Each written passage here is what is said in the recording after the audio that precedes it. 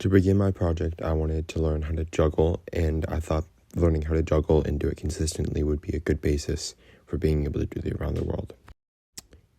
At first, I didn't want to attempt the around the world yet, as I wanted to be able to consistently juggle the ball and be able to control it, as I was not very good at doing that at first, as you can see. But I started to learn how to control it better, and with doing so, I felt a little bit more comfortable in juggling, and it helped me progress through my project.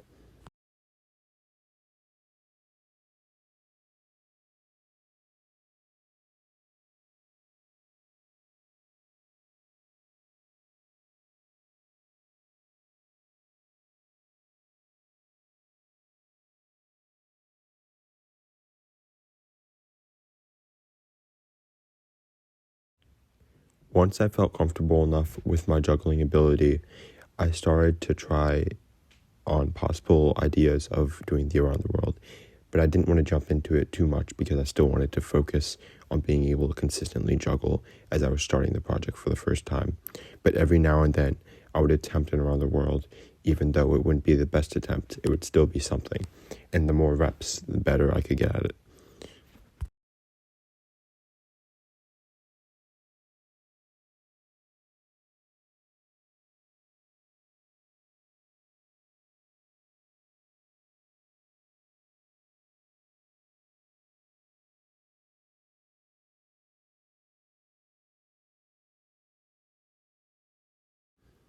Once I got confident with being able to juggle, I stopped trying to do so, and I tried more doing of the around the world. As you can see, I was doing the around the world a lot, and I wasn't juggling at all. I was just trying to get as many reps in at doing the around the world as I could, and I started to get better and better at it, but I still wasn't good enough at doing it and getting closer and closer. But doing the amount of reps that I was doing was helping me progress through doing the actual around the world. Throughout trying to do all of the around the worlds, I failed and failed a lot, and I kept on failing even more.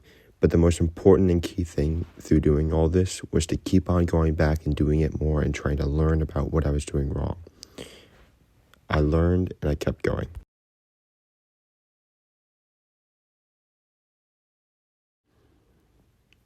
Throughout this entire project, being able to fail well and bounce back has been really key to my success and being able to finally do the around the world. As talked about, keep on learning and being more successful about doing the around the world is one key thing in failing well. But one other thing I was able to do by failing well was take constructive criticism from videos and friends that helped me. I was able to fail well multiple times, and I was also able to bounce back multiple times. On days where I'd get as many reps in and I still wouldn't come close to them around the world, I would still come back out the next day. And I'd make sure that the next day I would try to learn from what I did the last day. I would never keep my head down, and I'd always keep it up. I was always bounce back, and I'd never let anything get to my head.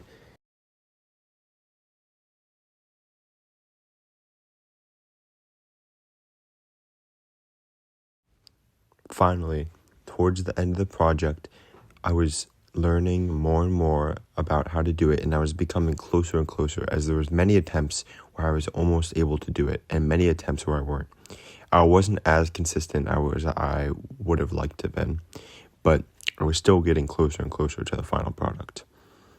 As you can see, I was getting some attempts where the ball would just bounce right up, and some attempts where I would be able to be very close to it.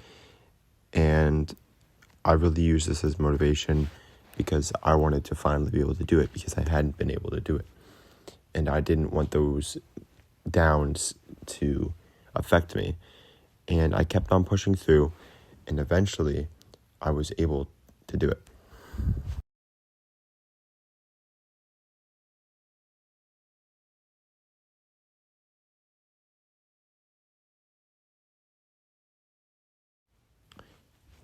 I really liked doing this project because not only did it help me learn how to do the around the world, but it made me a better soccer player in my opinion, as it increased my technical ability and it helped me learn to do something I never had done before. Thank you for watching.